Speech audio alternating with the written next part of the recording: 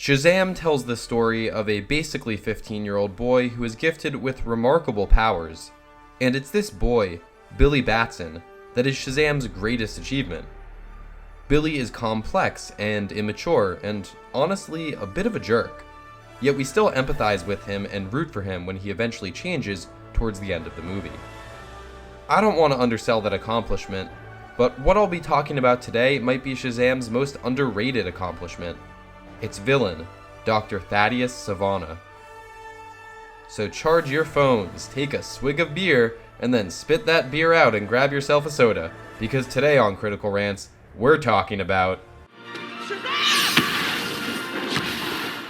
the opening scene of Shazam establishes that Thaddeus Sivana's family is not exactly the Brady Bunch.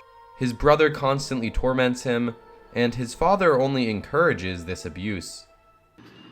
Will Thad ever be a man?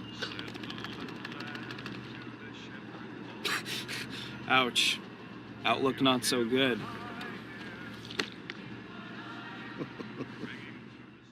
Interestingly, Sivana's mother isn't in the picture at all, and it's almost like this creates a parallel to another character in the film who also has an absent parent and who also happens to be searching for a parent they're ultimately better off without. Anyway, around the midpoint of the movie, Sivana states his thesis on family directly to the audience, saying, "Families are for people who can't take care of themselves." He believes that family is a burden and that he's better off alone. Except Sivana doesn't actually say that. Billy does. Look, families are for people who can't take care of themselves, okay? Billy shares Sivana's ideology on family at this point in the film. Sivana isn't just what Billy could be, he's essentially what Billy is for most of the movie.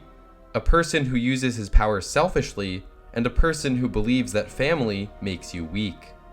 Sure, Sivana may take this to further extremes than Billy does, but they both fundamentally believe that family is something that holds you back. Dr. Sivana is the perfect dark reflection of Billy Batson, and while that trope may seem played out in superhero movies over the last few years, there's a reason why this trope exists in the first place. The villain's job, from a storytelling perspective, is to reveal and reflect the flaws of the hero, and Dr. Sivana performs this function expertly throughout the film. When Sivana infiltrates Billy's home and kidnaps his foster siblings, he examines a wreath hanging on the wall that's adorned with photos of the family. Sivana then discards it on the floor, signaling that he believes family to be valueless. In fact, right before this very scene, Billy abandoned the family pictured on that very wreath so that he could be with his biological mother. Of course, that doesn't exactly work out for our teenage hero, as his mother rejects him and reveals that she intentionally abandoned him when he was a child, as she deemed herself unfit for motherhood. It is only after this moment that Billy realizes how much he has taken his foster family for granted, and he speeds off to save them from Sivana's clutches. Billy's foster siblings, after all, were the ones who tracked down his birth mother in the first place as a simple act of kindness, and Billy's arc in this movie largely involves expanding his definition of family. Billy Batson eventually realizes that family isn't limited by blood and that it is ultimately something that makes him stronger, completely rebuking his statement earlier in the film. Look, families are for people who can't take care of themselves, okay? And this revelation is built upon further in the third act, during the climactic battle between Shazam and Sivana. Billy and his foster siblings only succeed because Billy chooses to let his family in, to embrace them completely by sharing the powers of the wizard with his brothers and sisters, quite literally making each other stronger. This is how Sivana is defeated, and through that, how his ideology is defeated. Sivana himself doesn't really have a personal goal after he kills his family in that terrifying boardroom scene. He allows himself to be controlled by the 7 deadly sins because his plan ended at vengeance. This shows how weak and isolating his ideology is. He becomes a pawn of the 7 deadly sins immediately because there's nothing else he believes in.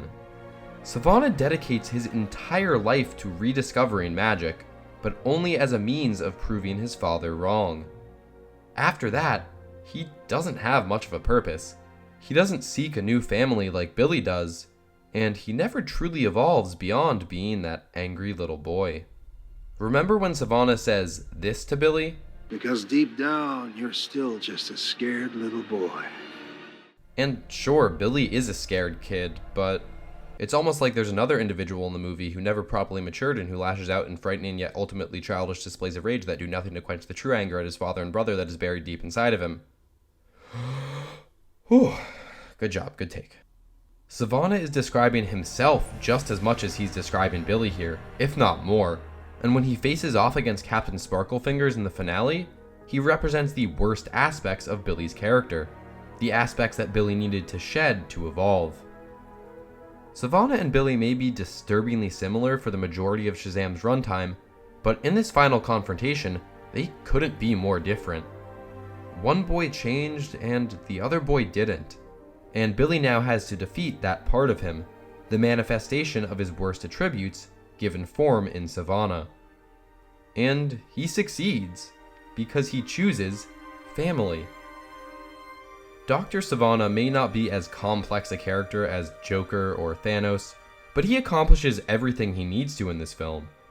He exposes the protagonist's flaws and represents what could happen to Billy if he rejects family altogether. I'll touch on this further in an upcoming video, but the villain doesn't need to be complex to make the hero complex. That isn't to say that Sivana isn't complex, but Shazam prioritizes exploring the character of its protagonist, and it uses its antagonist very intelligently in this regard. Billy Batson is a deeply flawed individual, but he drastically changes himself for the better by the end of the movie, and that change is highlighted by the contrast between he and Sivana. In general, I don't think Shazam gets enough credit. Compared to the billion-dollar blockbusters that Marvel released in 2019, Shazam didn't even break $400 million at the box office. But it's heartfelt and personal and confident in its story, and if you ask me, it's the best superhero movie of 2019. As we move into the next decade, I sincerely hope that Shazam and its villain get the respect and appreciation that they deserve. So, thanks for watching, and hey, if you enjoyed the video, why not give it a like and let me know what you thought about it in the comments below. While you're at it, make sure to follow me on Twitter at critical_rants, and subscribe to my channel so you don't miss the mind-blowing videos I have planned for the new year. There's a lot of crazy content coming for Critical Rants in 2020, and up next will probably be my favorite video I've ever created for this channel. I'm seriously so excited, so I will see you then. Speak my name! I don't know your name, sir. We just met. My name is Shazam. Are you for real? Say it! Okay! Shazam? I cannot install the Shazam app. Please establish a connection to the internet. Shazam? I cannot install the Shazam app. Please establish a connection.